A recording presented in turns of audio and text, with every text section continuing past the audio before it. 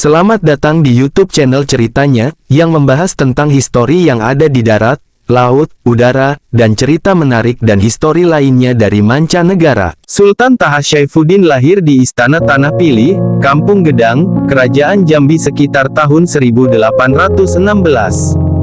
Beliau adalah seorang sultan terakhir dari Kesultanan Jambi pada 1855, dan pahlawan nasional Indonesia.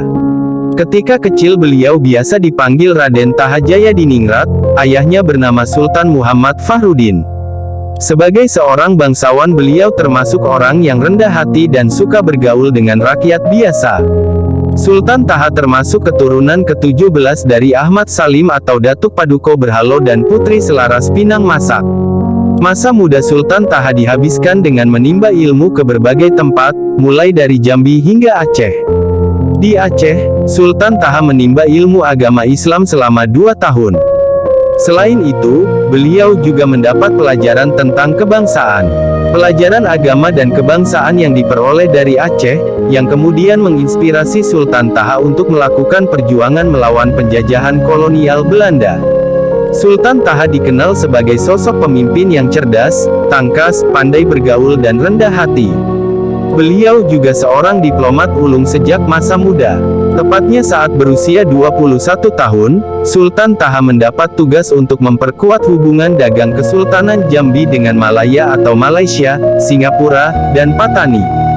Perjalanan tugas ini rupanya membangkitkan kesadaran Sultan Taha tentang kondisi rakyatnya di Jambi yang tertindas oleh penjajahan kolonial Belanda. Sultan Taha bertekad akan memperbaiki taraf hidup rakyatnya, di samping juga menghilangkan masalah utama rakyat Jambi yaitu keberadaan kolonial Belanda. Pada tahun 1841, Sultan Taha diangkat sebagai Pangeran Ratu atau Perdana Menteri menyusul meninggalnya sang ayah dan naik tahtanya sang paman. Posisi baru itu dimanfaatkan Sultan Taha untuk memulai misinya yaitu membantu rakyat agar mencapai taraf hidup yang lebih tinggi. Sultan Taha memulai misinya dengan memberantas buta huruf di kalangan rakyat. Sidang Dewan Menteri yang dipimpinnya mengamanatkan agar seluruh rakyat bisa baca tulis huruf Al-Quran. Tak hanya soal pendidikan, Sultan Taha juga memperhatikan masalah ekonomi. Hal ini dilakukan dengan memperluas pertanian dan perkebunan di Jambi. Pada tahun 1855, Sultan Taha akhirnya naik tahta sebagai Raja Kesultanan Jambi. Jabatan tersebut memungkinkannya untuk melakukan perbaikan yang lebih banyak lagi. Meski demikian, Sultan Taha menyadari bahwa keberadaan kolonial Belanda menjadi masalah utama dari semua masalah yang ada. Untuk itu, Sultan Taha lantas memimpin perlawanan rakyat Jambi dalam sebuah pertempuran sengit di Muara Kupe pada tahun 1858.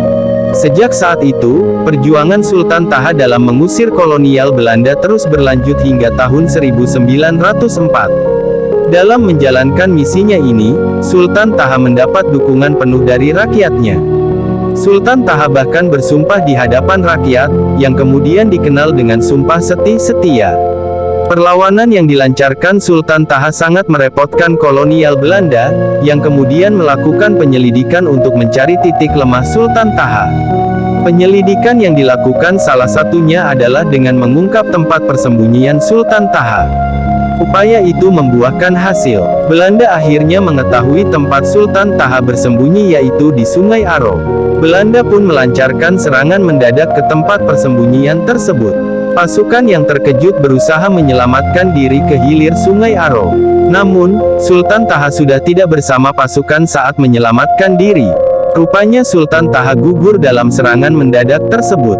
Sultan Taha dinyatakan gugur di Desa Betung Bedarah pada tanggal 26 April tahun 1904. Lokasi gugurnya Sultan Taha itu kini masuk ke dalam wilayah Kecamatan Tebo Ilir, Kabupaten Tebo, Jambi.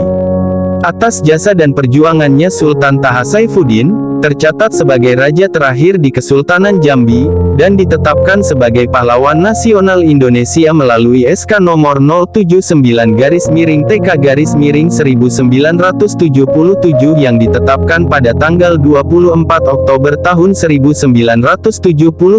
Selain itu, nama beliau juga diabadikan menjadi nama Bandar Udara Sultan Taha di kota Jambi. Dan nama salah satu perguruan tinggi di Jambi UIN Sultan Taha Syaifuddin.